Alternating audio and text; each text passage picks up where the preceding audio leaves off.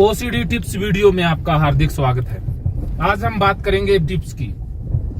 12वां tips है OCD है लातों का भूत जो बातों से कभी नहीं मानता है। ओसीडी कैसे लातों का भूत है, कैसे लातों से मनवाना है, यही आप इस वीडियो में जानोगे और साथ के साथ कुदरत का अद्भुत मनोरम लुभावना दृश्य भी देखोगे। मैं जा रहा हूं लेह लद्दाख मनाली से होकर के जा रहा हूं, तो रास्ते में काफी मुझे मनोरम दृश्य दिखे, तो मुझे लगा कि साथ में तो आपको प्रकृति के खूबसूरत नजारे दिखाए जाएं और साथ ही साथ आपको इलाज भी बताया जाए। ओसीडी का इलाज, ओसीडी चाहे कौन सा भी हो, रेबीज वाला हो, HIV वाला हो, हाथ धोने वाला हो, भगवान से संबंधित हो, प्योर ओफोम हो, कोई भी ओसीडी हो, सब पे ये टिप्स भारी है। इससे पहले हमने 11 टिप्स जान लिए हैं। अगर आपने वो 11 टिप्स नहीं देखे तो वीडियो वो जरूर देखिएगा। तो आज हम बात करेंगे ओसीडी है लातों का भूत, बातों से नहीं मानता। मुझे आप अक्सर फोन पर बताते हो कि सर मन को बहुत समझाते हैं, मन को बहुत तर्क देते हैं, लॉजिक देते हैं कि गंदगी कहीं नहीं है, मेरा वहम है, ये मेरे मन में है, सिर्फ और सिर्फ मुझे लगता है। आप बहुत समझाते हो, समझाने की कोशिश भी कोई इंसान कम करता नहीं है कि मानता ही नहीं है। और जब कोई घटना घटती है, जैसे आप वैसे तो ओसीडी के ट्रेनर भी बन जाओगे, जब आपने हाथ धो लिया, नहा लिए, या जो कंपल्सन करने होते हैं वो कर लिए, फिर तो आपसे कुछ भी पूछ लो, आप बड़े अच्छे अंदाज में बताओगे कि ओसीडी में ऐसा होता है, विचार आते हैं, फला होता है कि मैं आगे से ऐसा करूंगा, अगली बार मैं कंपल्सन नहीं करूंगा, विचार आएंगे तो ऐसे करूंगा, विचारों को मैं इग्नोर कर दूंगा, मैं हाथ धोना बंद कर दूंगा। लेकिन जैसे ही कोई घटना घटती है, वॉशरूम में जाते हैं, छींटा पड़ता है, तो फिर सब कुछ भूल जाते हो। वहां पर नानी याद आ जाती है, सिट्टी पिट्टी गुल हो जाती है, वहां पर दिमाग काम करना ही बंद कर देता है।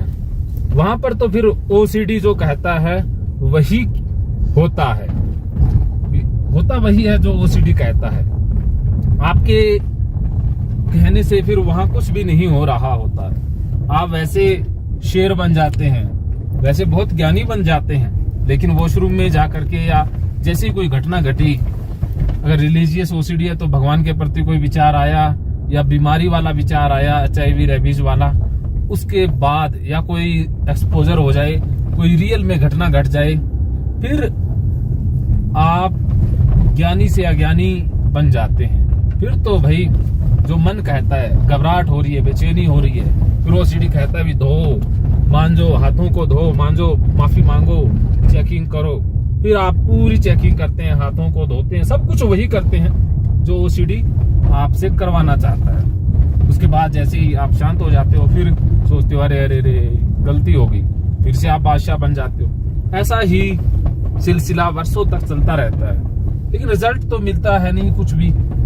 अलबत्ता आप और ज्यादा बीमार होते रहते हैं। लेकिन आज मैं टिप्स बता रहा हूँ, उससे आप जरूर ठीक हो जाएंगे। तो आपने क्या करना है कि ओसीडी में कोई लॉजिक नहीं देना है, कोई मन में लॉजिक फंसाना ही नहीं है। सिर्फ और सिर्फ जो मैं कह रहा हूं वही करना है। आपने मेरी बातों पर गौर करना है, मैं कह रहा हूं वही फॉलो करना है, समर्पण कर देना है। अब मैं कह रहा हूं कि आपने क्या करना है, वॉशरूम में जाना है, छींटे गिराने हैं, सारी चीजों को टच करना है और सीधा बाहर आकर के बेड पर बैठ जाना है, लेट जाना है, खा लेना है, सब कुछ कर लेना है और गाली निकालनी है, ओसीडी कुत्ती कभी नहीं आ जा। बस ये आपको सामना करना होगा। बिना सामना किए ओसीडी कभी ठीक नहीं होगी। ओसीडी को आप बातों से ठीक नहीं कर सकते, ओसीडी को आप बहला फुसला नहीं सकते, क्योंकि ओसीडी बहुत चालबाज है, बहुत चालाक है। आप जितना समझाओगे ओसीडी कोई न कोई आपको ऐसा तर्क दे देगी कि आप ही ओसीडी की सुनने लग जाओगे, ओसीडी ही सच्ची लगने लग जाएगी। जो ओसीडी वाला मन कह रहा है वही सत्य आपको नजर आएगा। इसलिए मैं कह रहा हूं कि ओसीडी की नहीं सुननी है, कोई लॉजिक नहीं लगाना है, मैं कह रहा हूं वही करना है। वॉशरूम में जाना है, सीधा छींटे गिराने हैं, सारी चीजों को टच करना है, उसके बाद बेड पर बैठ जाना है, खाना खाना है, सब कुछ करना है, नो कंपल्सन।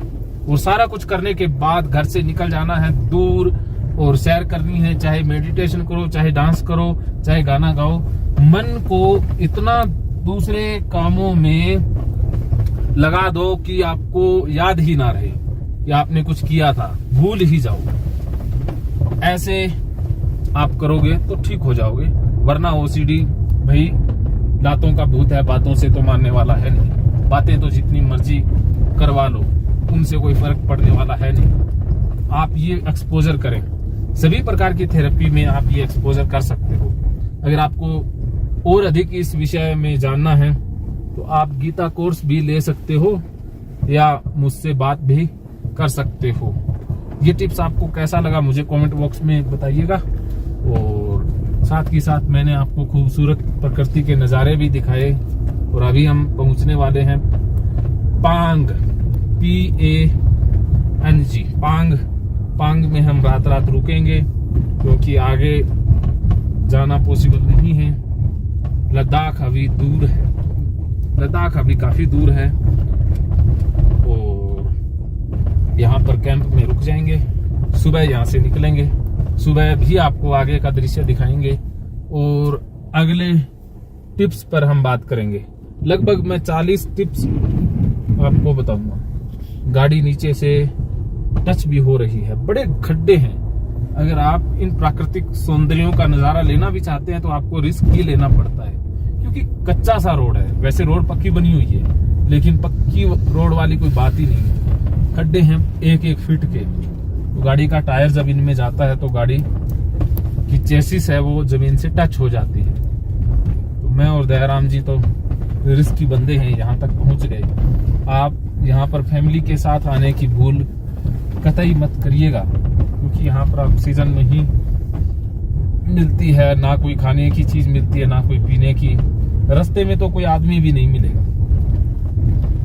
और ना ही कोई हरा पत्ता मिलेगा। तो इसलिए आप मनाली तक घूम लें, वही अच्छा है। तो आगे का दृश्य मैं आपको वीडियो में ही दिखा दूंगा। मिलते हैं नेक्स्ट वीडियो में, तब तक के लिए तो मौज है, वरना समस्या तो हर रोज है।